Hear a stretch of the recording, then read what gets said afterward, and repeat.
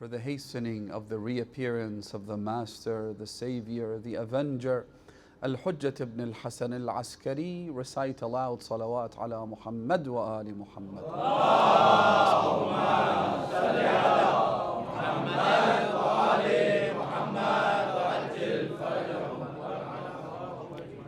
My dear brothers and sisters, Assalamu alaikum wa rahmatullahi wa barakatuh. Al-Imam Abu al-Hasan al-Thalith, which is a reference used in our traditions to refer to Imam Ali al-Hadi alayhi salatu wassalam, says, as quoted by Al-Kulayni ridwanullahi ta'ala alayh in his blessed book of Al-Kafi, that when you visit Amir al-Mu'mineen, one of the ziyarat is narrated from Imam al-Hadi, in which he instructs us to say the following: Assalamu alayka ya wali Allah, anta awwalu mazloom, wa awwalu man ghusiba haqqoh. These are painful words for the Imam to teach us that when you visit Amir al-Mu'mineen, remember that he was the first to be oppressed and the first to have his rights usurped and taken away from him. The Imam then says that you should say to Amir al-Mu'mineen that you were steadfast and you continued on the path set for you by Allah subhanahu wa ta'ala until ataka al-yaqeen, until you met your fate and were killed. Then the Imam says, فَلَعَنَ اللَّهُ ظَالِمِيكَ وَجَدَّدَ اللَّهُ عَلَيْهِمُ الْعَذَابِ لَعَنَ اللَّهُ ظَالِمِيكَ وَقَاتِلِيكَ وَجَدَّدَ عَلَيْهِمُ الْعَذَابِ. One of the recommended acts of this night is for us to say Allahumma la'an qatalata Amir al-Mu'mineen 100 times, to send our curses upon the killers, not the one killer, not Ibn Muljam al-Muradi alayhi la'inullah, but all of those who killed Amir al-Mu'mineen. The Imam then adds a few more points, which inshallah I'll mention later. But one thing that you cannot help but remember on a night like this is the oppression of Ali ibn Abi Talib. ما زلت مظلوما, the Imam himself says, منذ ولدتني أمي. From the day I was born, I was oppressed. ظلمت عدد الحجر والمدر, he says.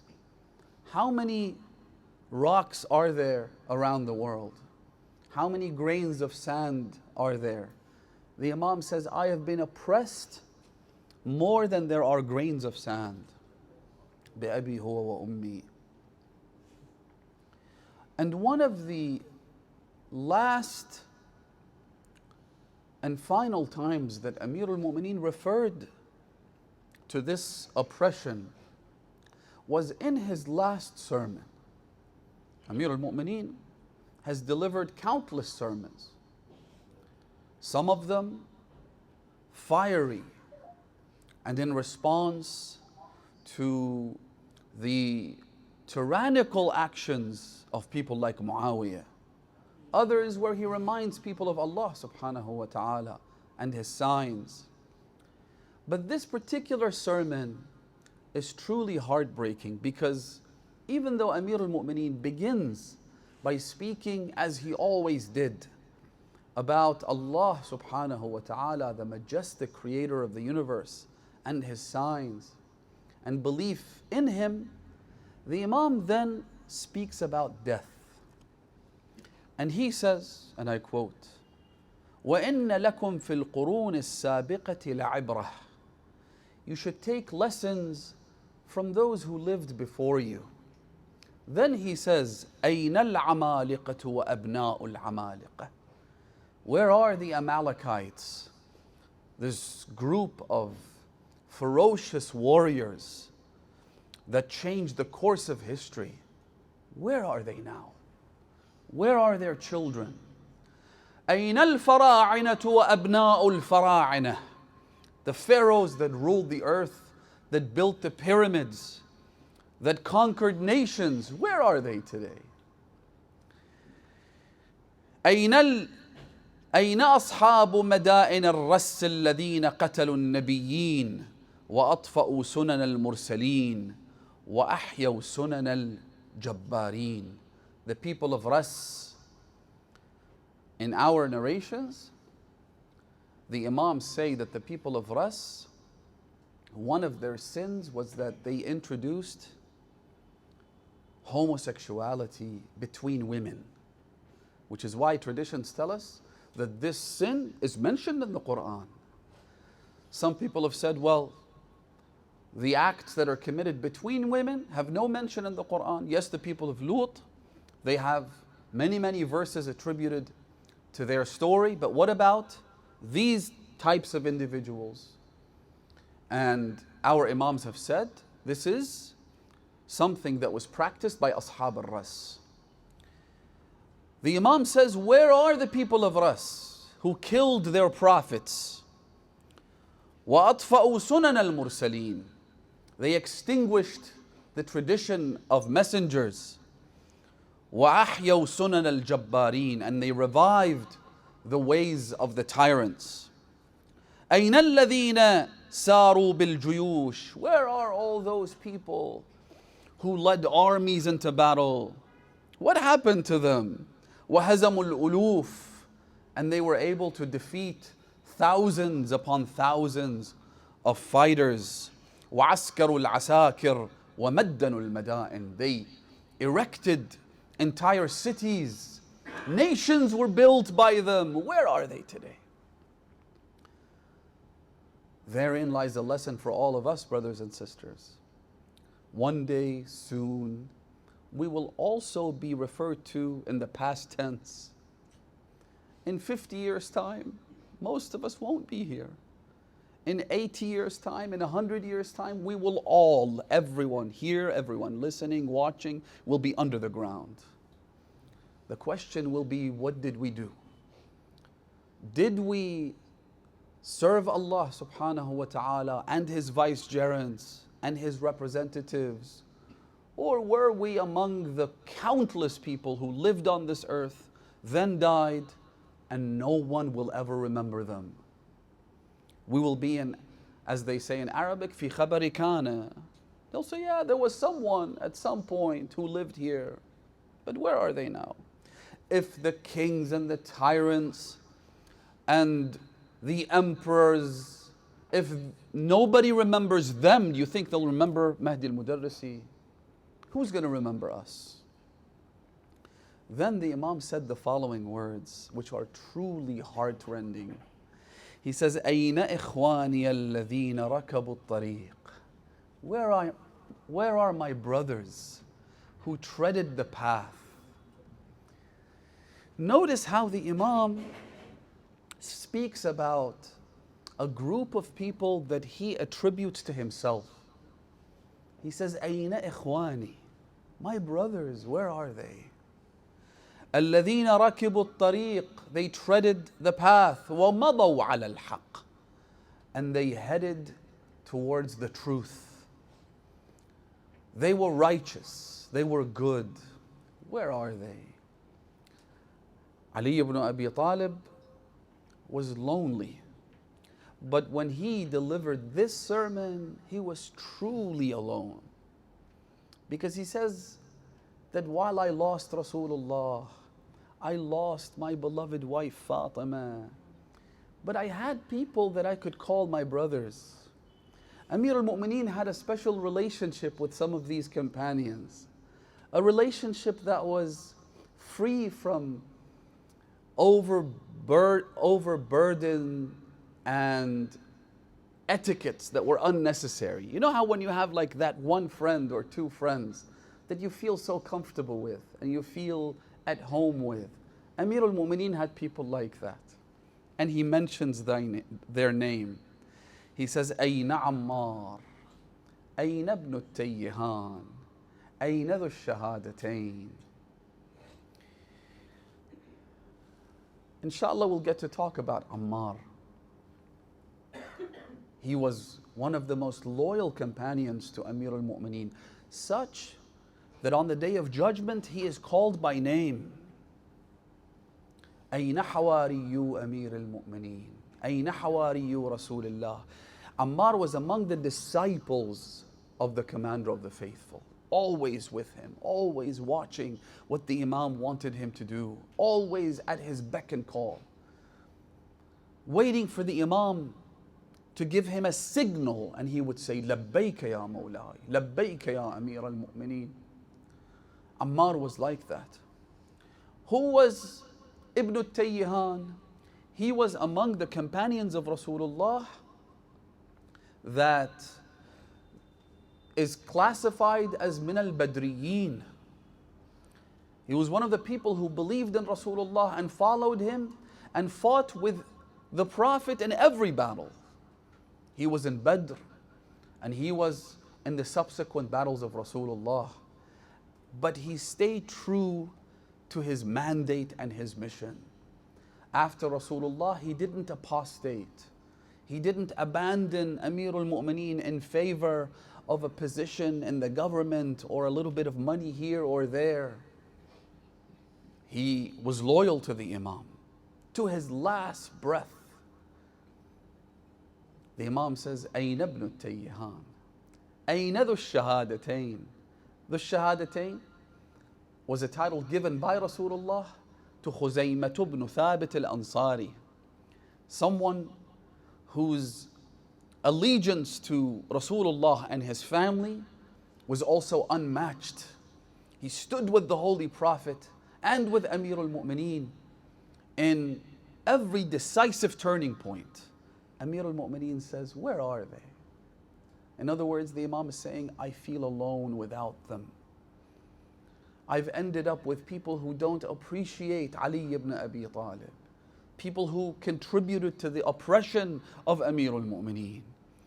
أين عمار أين ابن التيهان أين ذو الشهادتين.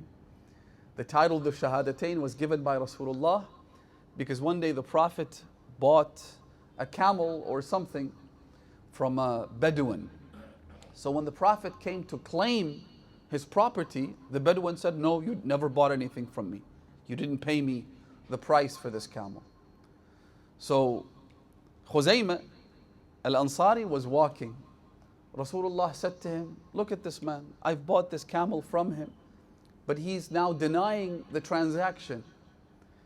So Khuzaymah said, Ya Rasulullah, صدقناك في النبوة أفلا نصدقك مع هذا الأعرابي. We believed you when you told us that you're a messenger from Allah subhanahu wa ta'ala. We're not going to believe you in a simple, tiny transaction between you and this Bedouin. So the Prophet said to him, أنت ذو الشهادتين. Your testimony is worth 2 testimonies. Which is why he used this famous hadith of Rasulullah at the Saqifa. When he went to the Saqifa and he saw that these people were debating who's going to be the next Khalifa after Rasulullah without consulting, not even consulting Amir al-Mu'mineen, let alone the fact that they forgot the bay'ah in Ghadir. Amir al-Mu'mineen was busy bathing the Prophet's blessed body and these people were cutting the cake and trying to get a piece of it each. So he said to Abu Bakr, he said to him, ألا تشهد أن رسول الله قال فيه أنك ذو الشهادتين. Do you not bear witness that the Holy Prophet called me the one with the 2 testimonies? He said, yes. He said, إذن إني أشهد والله أن رسول الله قال أهل بيتي كسفينة نوح من ركبها نجا.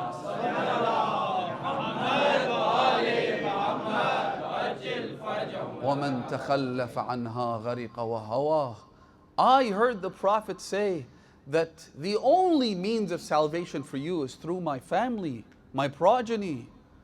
And you've abandoned them, you've left them, and you're here trying to decide who's going to be what. The thing that distinguished these loyal companions of Amir al-Mu'mineen was the fact that they had absolutely no fear. They would speak the truth no matter what. They would confront the evildoers, the oppressors, the enemies of the Ahlul Bayt, come what may. They had sworn their allegiance to Amir al-Mu'mineen at the price of death. In fact, the Imam himself then says, he says, أين ذو الشهادتين وأين نظراؤهم من إخوانهم الذين تعاقدوا على المنية. Where are my brothers who gave a pledge to die? Their pledge wasn't just to defend Amir al-Mu'mineen. They said, no, we want to be killed for Amir al-Mu'mineen. And so if that's the goal you set for yourself, it doesn't matter what obstacles come your way. Whatever happens, happens, because I want to die for Ali ibn Abi Talib. الذين تعاقدوا على المنية وأبرد برؤوسهم إلى الفجرة. This is a reference to Amr ibn al-Hamiq al-Khuza'i. Ridwanullahi ta'ala alayhi, bal salamullahi alayhi. He was also one of the Hawariyin of Amir al-Mu'mineen, one of the disciples.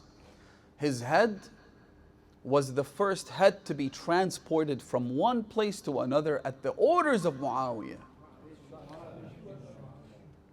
Amr ibn al-Hamiq, whose devotion to Amir al-Mu'mineen was also unmatched. He said, Ya Amir al-Mu'mineen, I would break apart a mountain rock by rock, and I would scoop up an ocean bucket by bucket, not just to defend you, but to defend one of your awliya. To defend the Shia, I will do whatever it takes. Eventually, you're familiar with him. The way he was captured by Muawiyah was that he took his wife into custody, which is the cheapest and dirtiest way you could take someone, by threatening to hurt his family. And so he surrendered. When he surrendered, Muawiyah said, you and people like you have hurt me so much. By defending Ali ibn Abi Talib, I have not been hurt by anyone more than you. Have his head. He was slaughtered and his head was transported back to Muawiyah. And then Muawiyah took the head and threw it in the lap of his wife while she was in prison. Amir al-Mu'mineen says, where are those whose heads أُبْرِدَ بِرُؤُوسِهِمْ إِلَى الْفَجَرَةِ ثُمَّ, listen to this, ثُمَّ ضَرَبَ بِيَدِهِ عَلَى لِحْيَتِهِ الشَّرِيفَةِ الْكَرِيمَةِ. Amir al-Mu'mineen then placed his blessed hand on his beard. فَأَطَالَ الْبُكَاءِ. Imagine Amir al-Mu'mineen standing up, giving a sermon, then bursting into tears.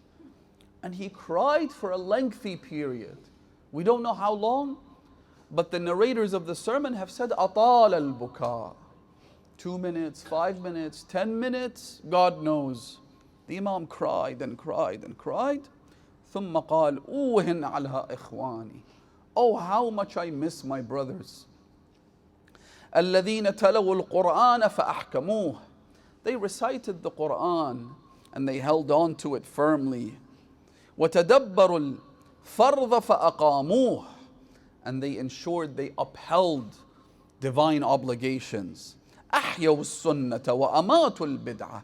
They revived the traditions of the prophets and messengers and they killed innovations. دعوا للجهاد فأجابوا. When they were summoned to go and struggle in the way of Allah subhanahu wa ta'ala, they were the first to show up. ووثقوا بالقائد فاتبعوه. And they had confidence and certainty in their leader, meaning Amir al-Mu'mineen, so they followed him all the way to their last breath. وثقوا بالقائد. Once you've established that your leader, that the Imam of your time is your leader, then you follow him, no questions asked. You follow him to the very end, no matter what happens. Among the people that Amir al-Mu'mineen is referring to when he says, Ahin ala ikhwani, my brothers, is a family, 3 brothers from Al Sohan. Who were Al Sohan?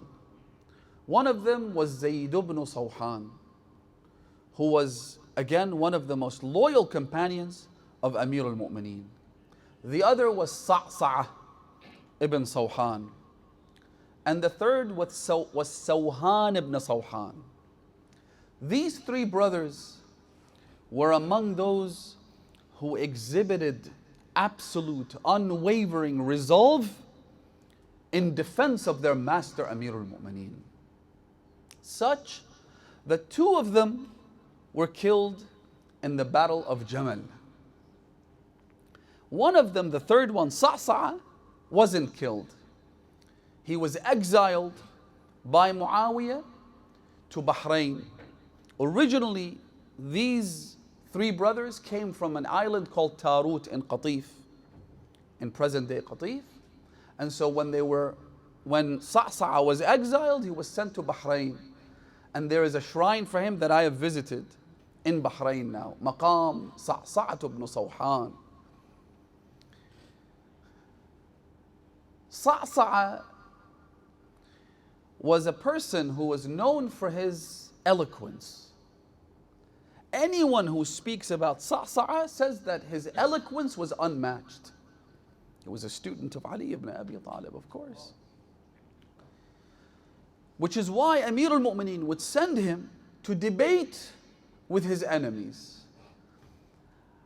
And his responses, his speeches, his interactions with the enemy of the Ahlul Bayt is something that has filled history books. The way he was able to engage with them in rhetorical discussions was absolutely incredible. I'll mention a few examples. Again, the idea is for us to be inspired by these companions of Amir al-Mu'mineen. On a night like this, when we remember the loneliness of Amir al-Mu'mineen, let us remember the loneliness of the Imam of our time and what we're supposed to do in order to support him. Let me mention a couple of examples. The first one, they say that Sa'sa' went to see Muawiyah, perhaps on a mission by Amir al-Mu'mineen.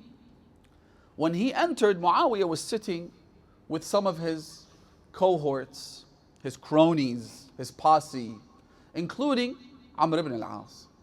When he entered, Muawiyah wanted to mock Sa'sa'. So he said to his companions, he said, وَسِّعُوا لِهَذَا التُّرَابِي. Make some space for this person, and he refers to him as Turabi. Why?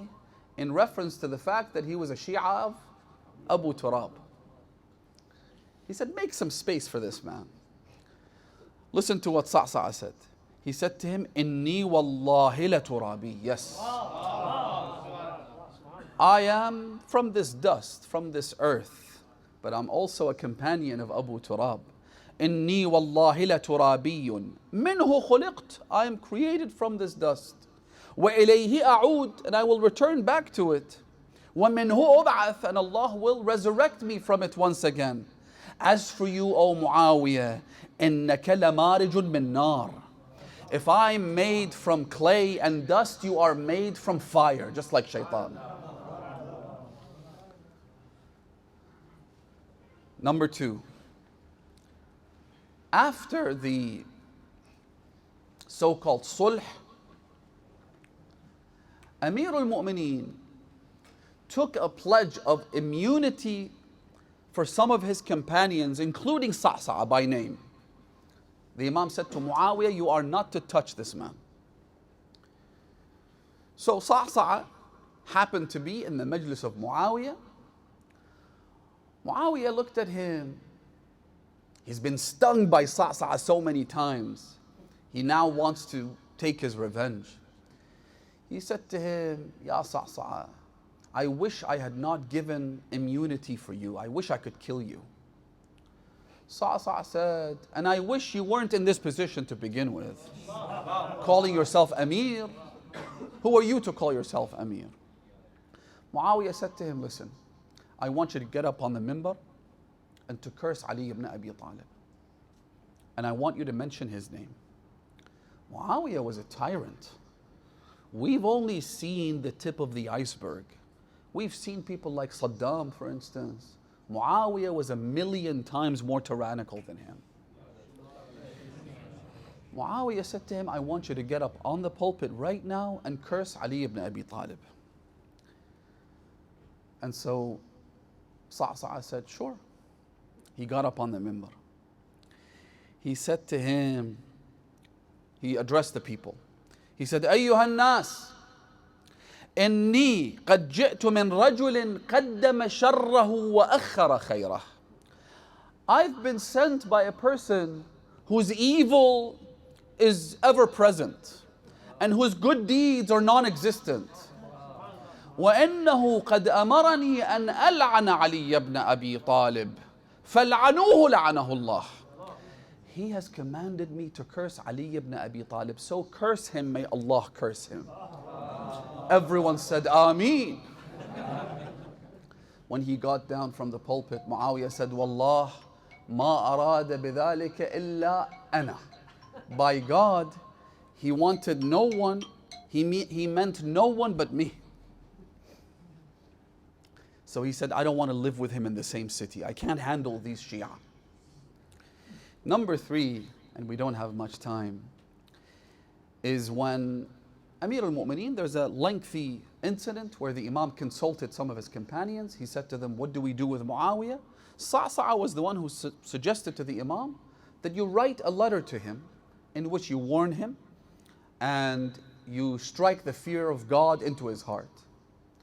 If he listens, so be it. If he doesn't, then you have the hujjah and you can fight with him. Amir al-Mu'mineen said to Sa'sa'a, that's an excellent idea, I want you to write the letter. He said, Ya Amir al-Mu'mineen, me? He said to him, yes, you have to do it. So he wrote the letter. The Imam gave him some suggestions on how to begin the letter, how to end the letter, but he was the one who wrote it. Then the Imam said to him, I want you to deliver the letter to Muawiyah. Sa'sa'a took the letter, went to Sham.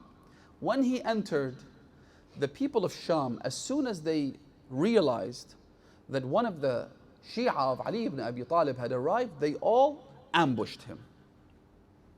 Absolute ignorance. He said, how could you do this to me? You want to kill me and I'm a Muslim? What are you doing? So news reached Muawiyah that someone had come bearing a letter from Ali ibn Abi Talib. Muawiyah said, what's his name? They said, Sa'sa'at ibn Sohan. Muawiyah said, سمعت به, I have heard of him. وَإِنَّهُ سَهْمٌ مِّن سِهَامِ عَلِيٍّ. He's one of the arrows of Ali ibn Abi Talib. I'm intrigued by him. I want to see who this man is. So Sa'sa'a came. Muawiyah said to him, who are you? Which tribe are you from? So Sa'sa'a began to speak of the merits and virtues of his tribe. He said, they were generous, they were good, they were this, that, but he focused on one point. He said they were warriors that would kill any enemy who approached them, which is a very open, not even a veiled threat to Muawiyah. When he finished speaking about the merits and virtues of his tribe, Muawiyah said to him, مَاذَا أَبْقَيْتَ لِقُرَيْشٍ.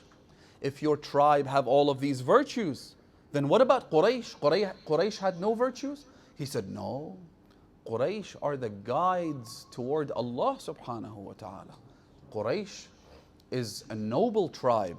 Muawiyah rejoiced and was delighted because he thought that Sa'sa'a was speaking about Quraysh in general, including Bani Umayyah.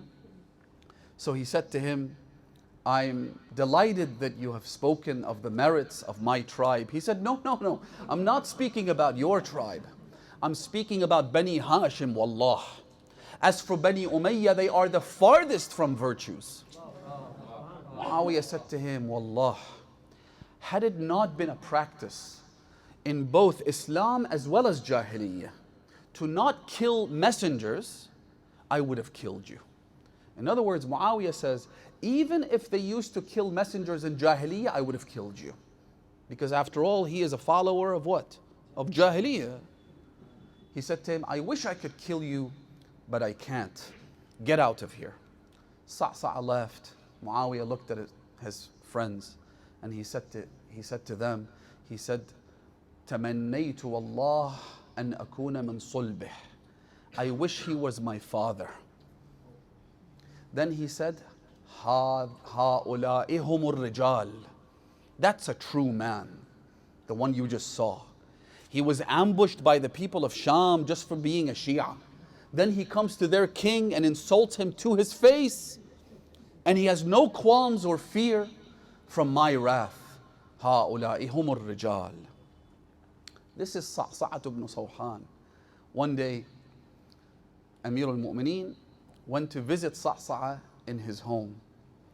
After he visited him, the Imam got up to leave. He looked at Sa'sa. See, the Imams had a way of disciplining their followers and their companions. He said to him, Ya Sa'sa, إِيَّاكَ أَن تَتَّخِذَ زِيَارَتِي لَكَ هَذِهِ فَخْرًا. Don't use the fact that Ali ibn Abi Talib has visited you in your home as a means of pomposity, to think that you are better than everyone else. لا تتخذن زيارتنا فخرا. So Sa'sa responded by saying, لا يا أمير المؤمنين ولكن ذخرا وأجرا. Oh Amir al-Mu'mineen, this is not something I'm going to boast about, but I do hope that Allah on the day of judgment will reward me for the fact that Ali ibn Abi Talib stepped on my home and came into my house. ولكن ذخرا وأجرا. This is Sa'sa. His brother Zayd ibn Sohan was someone who was killed in the battle of Jamal, as I said. In Jamal, Sohan also, their brother, was killed in Jamal.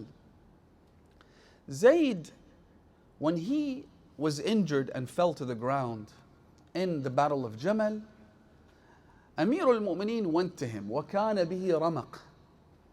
He was breathing his last breaths. He was still alive. Listen to the conversation that happened between Amir al-Mu'mineen and Zayd ibn Sohan. The Imam said to him, رَحِمَكَ اللَّهُ يَا زَيْد. May Allah bless you, O Zayd. قَدْ كُنْتَ خَفِيفَ الْمَؤُونَةِ عَظِيمَ الْمَعُونَةِ. You were someone, and I want you to really focus on these few words of Amir al-Mu'mineen. He said to him, you were someone who didn't place a heavy burden on me. And on the other hand, on the flip side, you provided me with great assistance and help.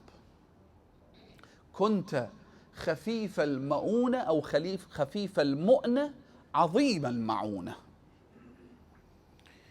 Zayd responded by saying, وَأَنْتَ جَزَاكَ اللَّهُ خَيْرًا يَا أَمِيرَ الْمُؤْمِنِينَ. May Allah reward you, O Commander of the Faithful. فَوَاللَّهِ مَا عَلِمْتُكَ إِلَّا بِاللَّهِ عَلِيمًا.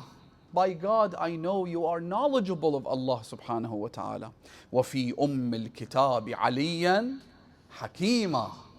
You are the one Allah subhanahu wa ta'ala refers to in the Quran. وَإِنَّهُ فِي أُمِّ الْكِتَابِ لَدَيْنَا لَعَلِيٌّ Hakim. Someone says to the Imam, is the name of Amir al-Mu'mineen mentioned in the Quran? He recited this verse. وَإِنَّهُ فِي أُمِّ الْكِتَابِ لَدَيْنَا لَعَلِيٌّ Hakim. Where is Al-Kitab? Surah Al-Hamd. Where is Amir al-Mu'mineen mentioned there? اهدنا الصراط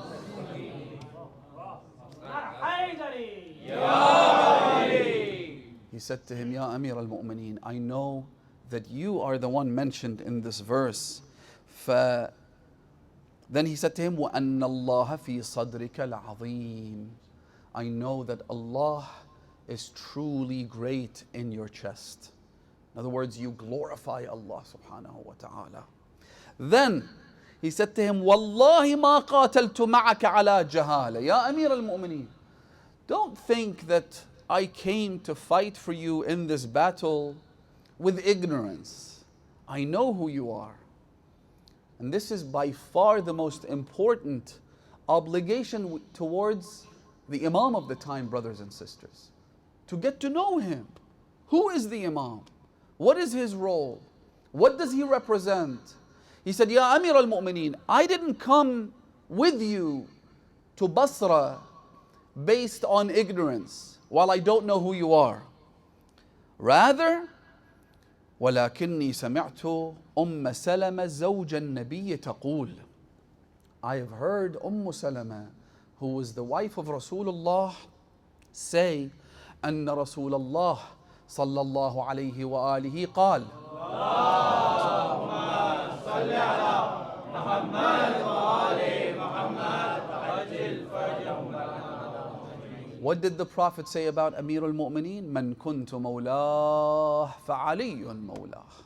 اللهم والي من والاه وعاد من عاداه وانصر من نصره واخذل من خذله فكرهت والله أن أخذلك فيخذلني الله. I didn't want to abandon you because Allah would have abandoned me. It's the dua of Rasulullah. Allahumma ansur man nasarah.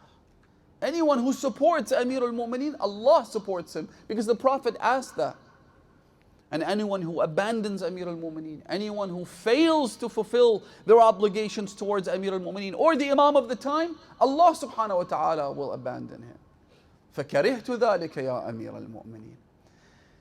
So, Amir al-Mu'mineen says to Zayd ibn Sohan that you did not put a burden on me, yet you helped me a great deal. The commander of the faithful said the same thing to Sasa ibn Sohan. When Sasa came to visit Amir al-Mu'mineen while he was on his deathbed, he asked for permission to enter. No one was allowed to see the Imam in his final hours. But the Imam did say this to Sa'sa'. He sent him a message. When he asked for permission to enter, the Imam said, إِنَّكَ كُنْتَ قَلِيلَ الْمَؤُونَةِ عَظِيمَ الْمَعُونَةِ. What is this statement? I want to focus on this a little bit tonight in the few minutes that I have left with you. Let me give you an example to illustrate. You have a father with several children. Obviously, children, they have different character traits, they have different personalities. Sometimes you find a child who's always at the service of his father. I've seen the children of some maraja', when the marja' sits on the chair to deliver his class, the son doesn't even sit comfortably. He's always on call, he's always sitting like this, looking at his father's face, so that if his father wants a glass of water, he's the first to rush to him. If his father needs to adjust his seating, he's the first to go help him. If the father wants the microphone to be moved, he's the one to rush. كثير المعونة. He's always asking, what does my father want from me? And he doesn't overburden his father. He doesn't bring all of his troubles to his father. He ensures that his affairs are managed in a way where the father doesn't have to worry about him.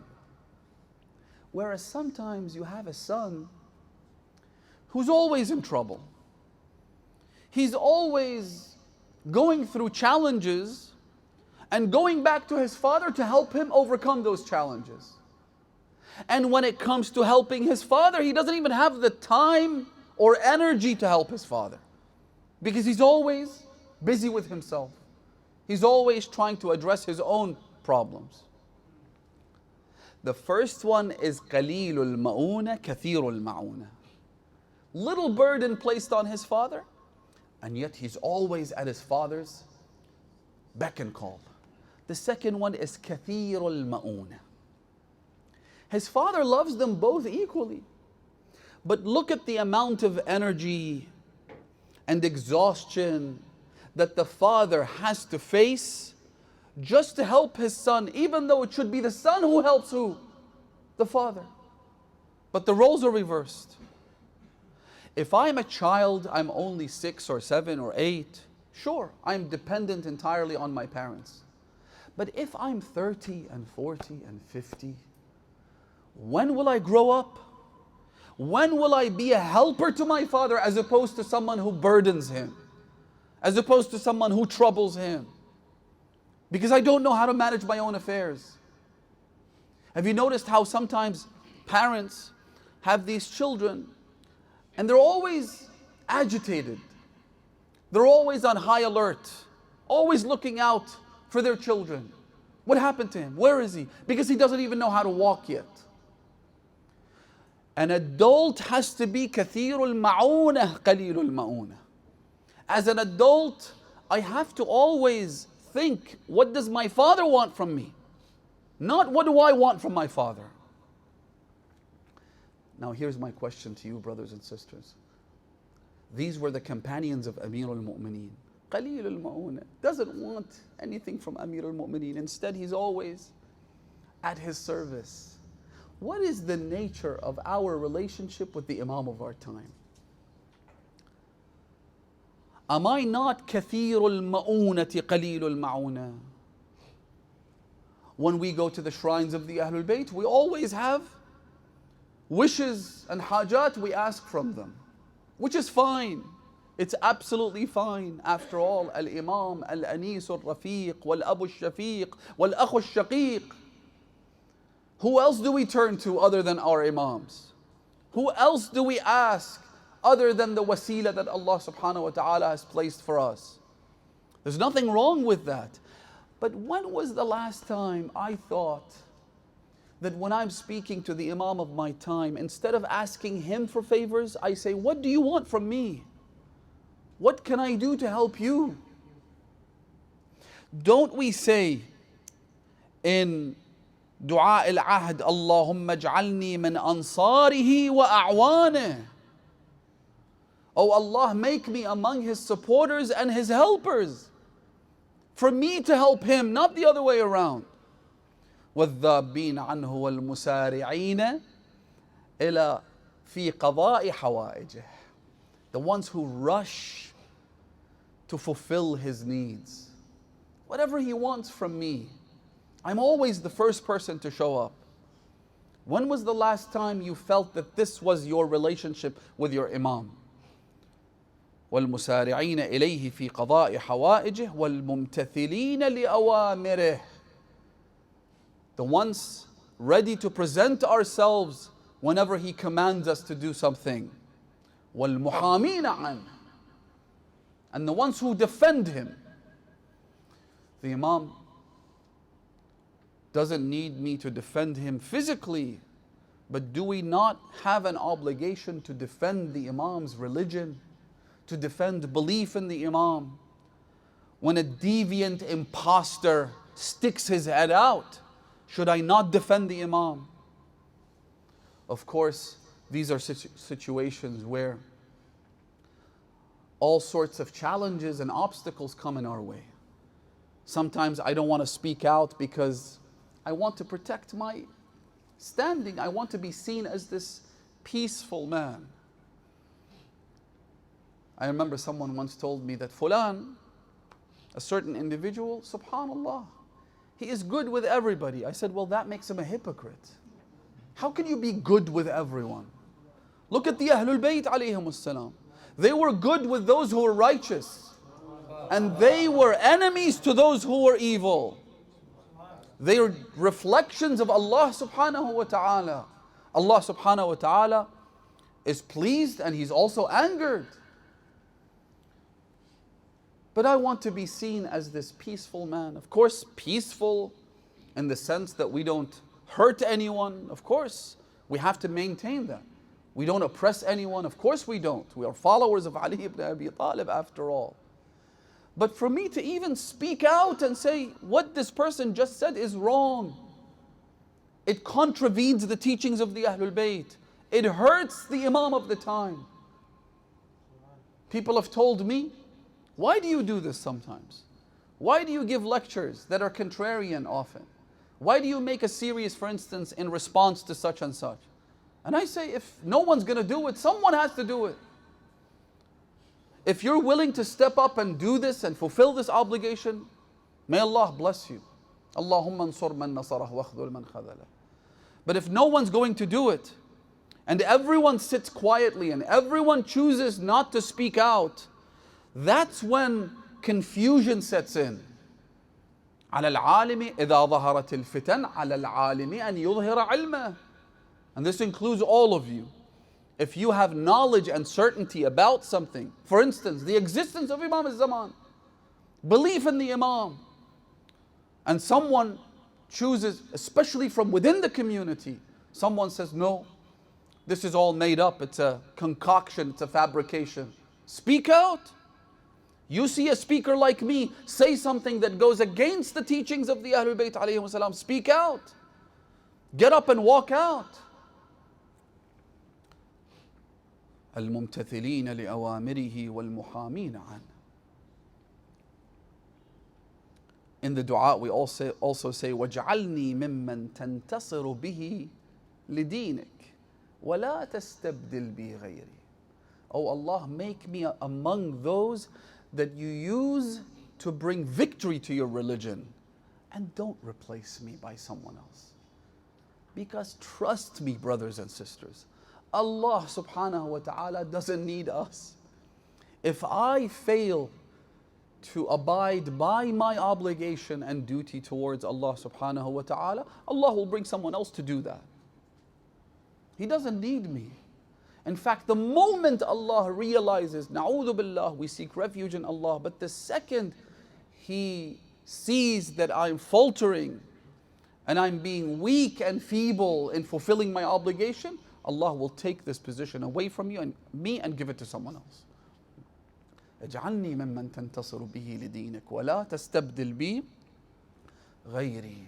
Brothers and sisters, tonight when you call out the name of Amir al-Mu'mineen and say Ilahi bi'aliyin, bi'aliyin, bi'aliyin, bi'aliyin, let us pray to Allah that we are not included in the group that Amir al-Mu'mineen spoke about in his famous sermon of jihad.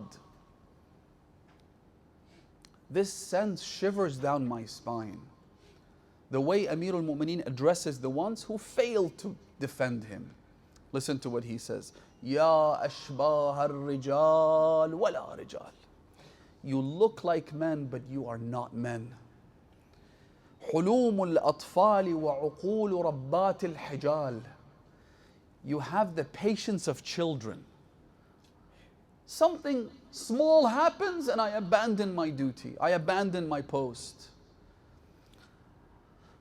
حلوم الأطفال وعقول ربات الحجال. You have the brains and the understanding and minds of the people who have never left their homes.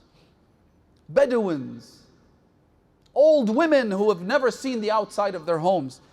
Then the Imam says, لَوَدَدْتُ أَنِّي لَمْ أَرَكُمْ وَلَمْ أَعْرِفْكُمْ. Imagine the Imam of my time says this to me. I wish I had never known you. I wish I had never met you. Na'udhu billah. Ya Hujjat ibn al-Hasan. Maybe this description applies to me. But tonight I'm here to say that I want to change. I'm here to say I want to protect you, to defend you, to support you. Take my hand. I know I can't do this on my own. I know I don't have the volition or the strength or the willpower or the mental capacity. I have none of those things. But you can give it to me. You can help me rise up to the challenge and do what's right. The Imam then says, قَاتَلَكُمُ اللَّهِ. May Allah fight you. قَاتَلَكُمُ اللَّهِ لَقَدْ مَلَأْتُمْ قَلْبِي قَيْحًا. You have filled my heart with pain and misery. وَشَحَنْتُمْ صَدْرِي غَيْظًا. There's a reason why Amir al-Mu'mineen spent 30 years sticking his head inside a well outpouring his pain into a well because there weren't too many people who were ready to hear him, to listen to him. 30 years of loneliness. While Amir al-Mu'mineen had Fatima al-Zahra, he never stuck his head inside a well. He had Fatima to listen to him. He had Fatima to protect him. He had Fatima to take care of him. Every time he saw Fatima al-Zahra, all of his pain, all of his misery would be relieved from him. And so, on a night like this, Amir al-Mu'mineen can't wait to meet Fatima again.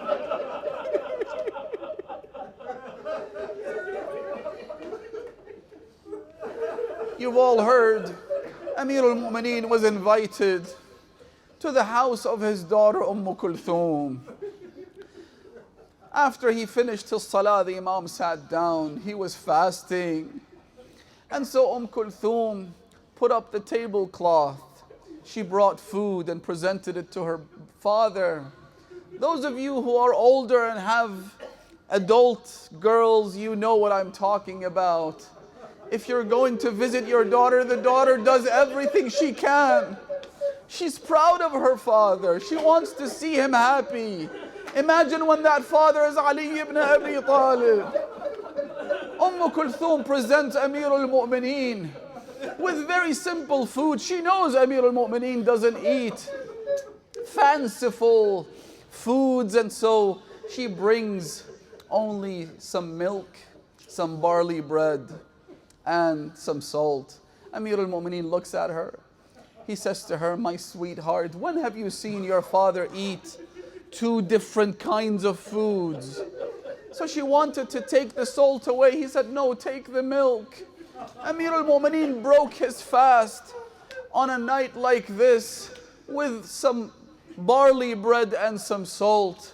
The Imam spent the night looking into the heaven, saying, "Hiya wallah, al-laylatu allati wa'adaniha Rasulullah."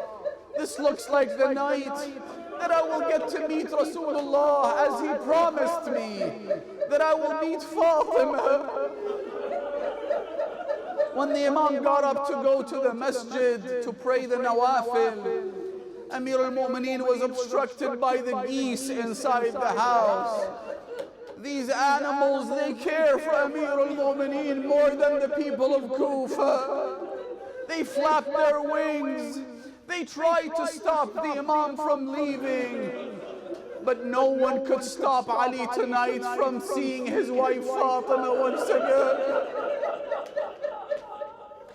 اشدد حيازيمك للموت فإن الموت لاقيك كما أضحكك الدهر كذاك الدهر يبكيك.